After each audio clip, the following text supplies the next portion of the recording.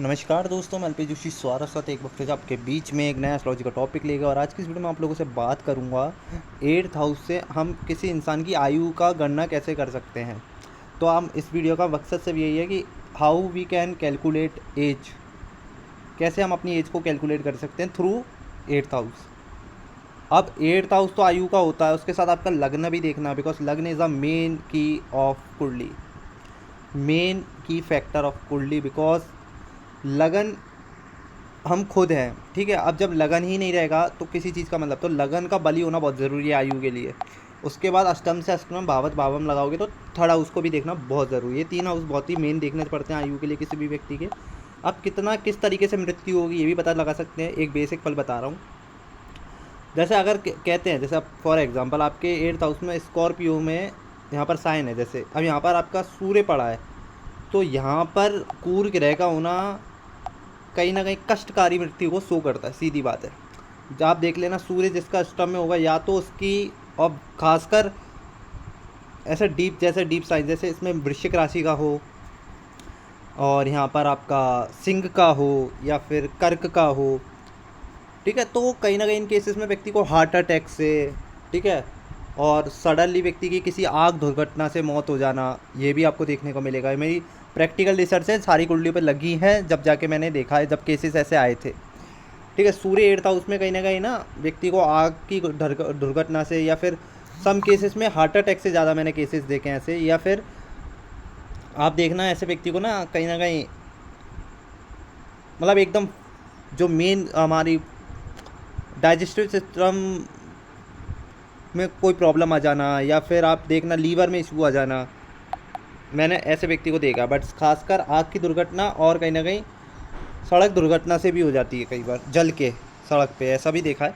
तो बहुत सारे केसेस। अब मंगल किसी के अष्टम भाव में होगा तो व्यक्ति को चोट चपेट दुर्घटना से मौत के बिल्कुल योग बनते हैं 99%। और कई केसेस में ऐसे व्यक्ति ना रोड एक्सीडेंट में ही इनकी किसी के साथ ट्रैवलिंग कर रहे थे, एकदम से हो गई, या फिर गोली लग के, या फिर किसी के द्वारा चीट करके मृत्यु, ऐसे भी मैंने देखा है।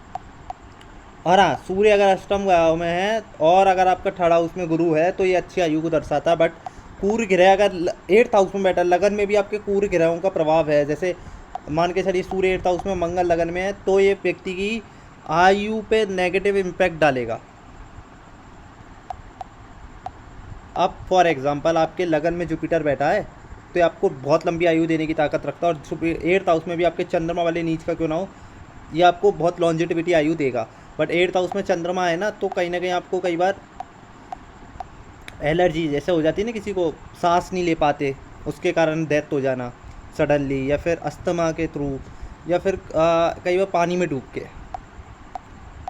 देखिए जुपिटर इन 8th हाउस, ये शनि इन 8th हाउस, ये थोड़े वैसे भी गोचर भी, इनका ट्रांजिट भी लंबा होता है, दशा में भी आप देखेंगे लंबा पीरियड रहता है। तो वी कैन से दैट कि व्यक्ति अगर जुपिटर और शनि अगर कोई में इनमें से भी एक ग्रह आपके 8th हाउस में है, तो the person will be suffer a long life, suffer करेगा, वी कैन से दैट।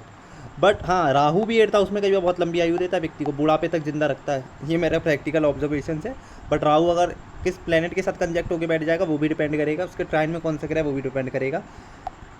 और इन कई केसेस में मंगल और कहीं ना कहीं शुक्र 8th हाउस में भी अब बेनिफिक ग्रह, बिल्कुल कोई कष्टकारी मृत्यु नहीं देगा। बट हाँ, आपको कहीं ना कहीं डायबिटीज़ से किसी की जब आगे जाके डेथ हो जाती है किसी के, ठीक है, प्रोस्टेट कैंसर हो जाता है, इसमें भी वीनस का भी रोल आ जाता है, बहुत सारी चीज़ें। बट हाँ, अगर आपका लगन बली है, 8th हाउस बली है, थर्ड हाउस बली है, तो कम से कम व्यक्ति 75 से ऊपर आयु भोगता है। और अगर हम देश काल परिस्थिति लगाए कलयुग में, तो किसी व्यक्ति की आयु 60 से 65 के 70 के आसपास बताई गई है। तो मान के चलिए 60 प्लस के आसपास तो व्यक्ति जिएगा पक्का है। तो दोस्तों वीडियो अच्छी लगी तो लाइक शेयर जरूर करना, चैनल पर नए तो चैनल को जरूर सब्सक्राइब करना। जब तक ये बहुत बहुत धन्यवाद।